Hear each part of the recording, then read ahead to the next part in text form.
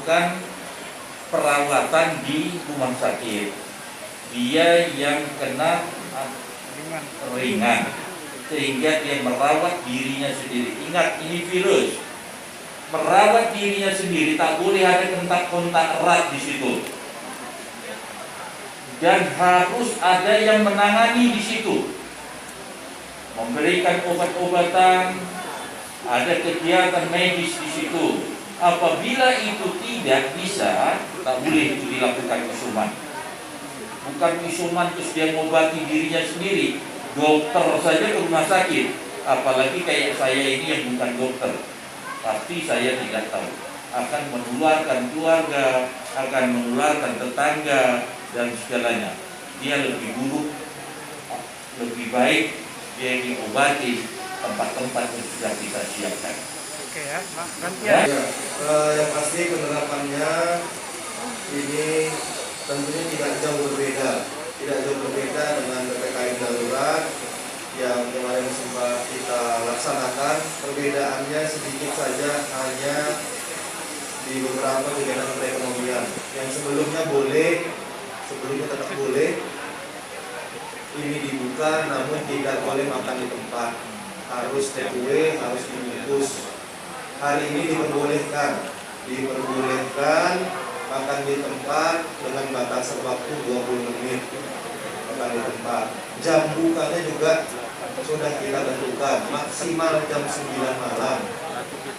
Maksimal jam 9 malam untuk pelaku usaha UMKM. Namun untuk restoran yang besar, kapasitas besar, belum diperkenankan untuk makan di tempat. Kenapa? Karena resto yang besar ini biasanya kapasitas mejanya bisa lebih dari 10 meja. Kalau 10 meja, kita hitung-hitung saja, satu meja biasanya maksimal ada 3 pengunjung. Setelah dibatasi jadi 3 pengunjung, kalau 10 meja berarti sudah 30 orang. Belum lagi tambah yang menyediakan makannya, belum lagi tambah kasirnya. Jadi pastilah terjadi penumpukan seperti yang disampaikan Bapak Gubernur tadi.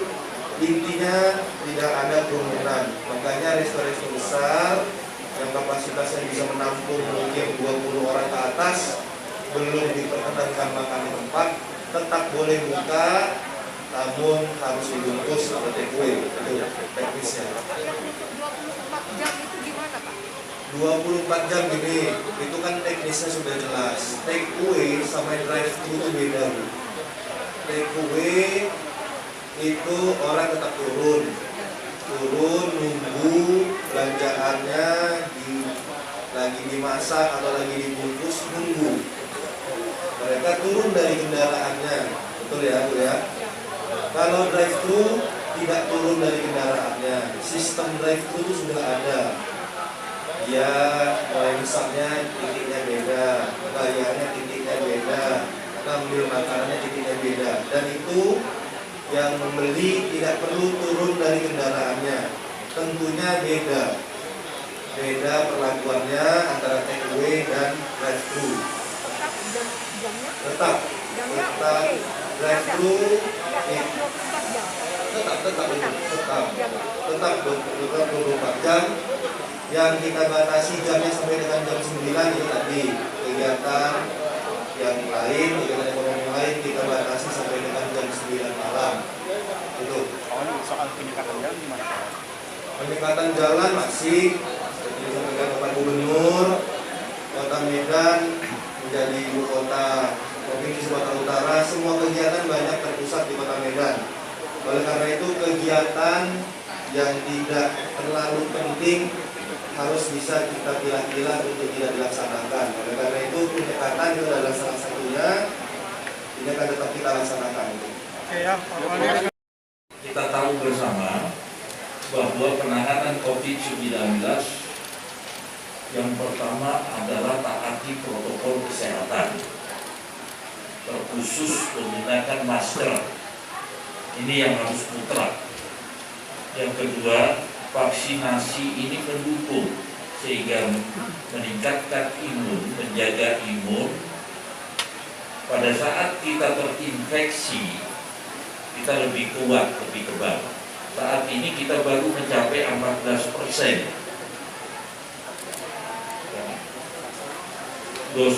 Dosis 1 14%, dosis 2 baru 7%. Kenapa seperti itu? Itu pun sudah dibantu oleh TNI, Polri, bahkan saat ini Kejaksaan ikut serta memvaksinasi dan diharapkan kita sampai 9 juta orang yang harus kita vaksin, yaitu 70% dari penduduk kita, penduduk populasi Sumatera Utara. Secara bertahap vaksinnya akan dikirim dari Jakarta. Kita akan juga salurkan ke daerah-daerah berdasarkan status level, itu menjadikan prioritas. Bukan kebetulan, instruksi dari atas Menkes, pemerintah daerah dapat mengatur sesuai dengan kondisi di wilayahnya. Kita akan mulai dengan level 4, kita prioritaskan level 3 dan level 2. Ini menjadikan prioritas. Ini yang bisa saya sampaikan. Pak Bu, ada beberapa daerah kekurangan vaksin Pak. Nah ini bagaimana Pak dorongan dari Pemprov? Apakah kita jemput bola Pak ke pusat Pak atau gimana? Kita sudah bukan lagi menjemput bola, kita sudah mengambil bola, bukan menjemput bola lagi. Karena kita berharap rakyat-rakyat kita bisa segera tercapai sesuai tuntutan yang harus kita vaksin. Tetapi memang Indonesia juga memprioritaskan Jawa dan Bali. Itu saja masih keterbatasan vaksin, karena vaksin ini harus kita beli dari luar, kita ambil dari luar. Luar saat ini juga butuh melakukan vaksinasi di negaranya masing-masing. Bukan salah yang memaksin, tapi vaksin ini dilakukan secara bergilir.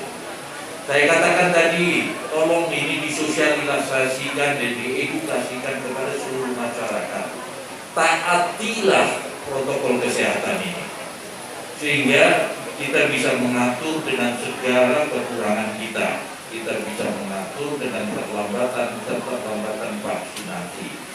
Saat ini Kejaksaan pada hari Adiaksa, hari jadinya Kejaksaan, beliau ke-61. Beliau ini tidak melakukan kegiatan-kegiatan yang seperti layaknya sebelum sebelum COVID. Nah, ini difokuskan pada kegiatan sosial. Untuk itu apresiasi, ini adalah memberikan kegiatan untuk keperluan masyarakat menghadapi COVID-19 ini. Pak Bu, satu lagi Pak Bu, soal PPKM level 4 Pak. Ini bagaimana Pak? Ini kan Kota Medan salah satunya di Sumatera Utara. Bagaimana penerapannya Pak?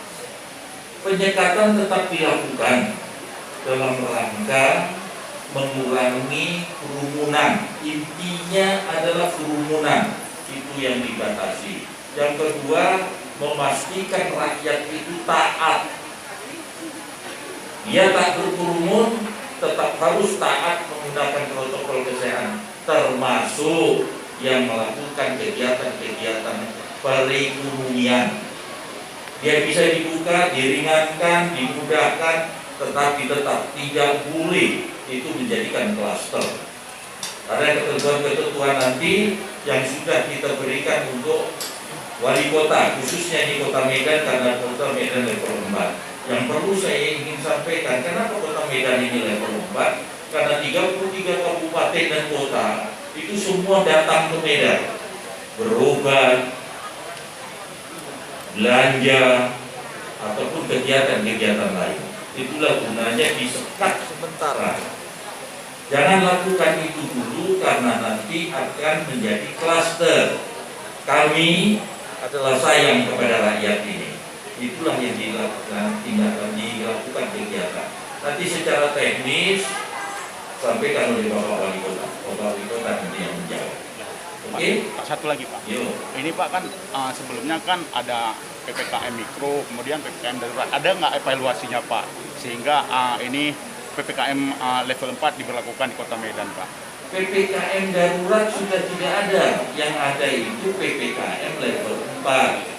level 3, level 2, level 1. Kota Medan dijadikan level 4. Rata-rata di mana di Indonesia, kota Jakarta itu menjadi level 4 karena dia ibu kota. Kenapa Medan menjadi level 4? Karena ibu kotanya Sumatera Utara.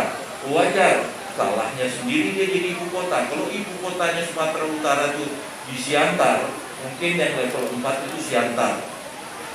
Namun demikian, ini ialah harus yang kita atur, kita lakukan. Batasi semua kegiatan-kegiatan sementara kita mencegah COVID ini. Ikuti semua masyarakatku, tapi bukan ini dijadikan menjadi ranah politik. Ini adalah untuk kesehatan kita, menjaga rakyat kita. Ini yang perlu nih wartawan, jangan salah-salah nanti kalian mengatakan menjelaskannya kepada masyarakat. Oke?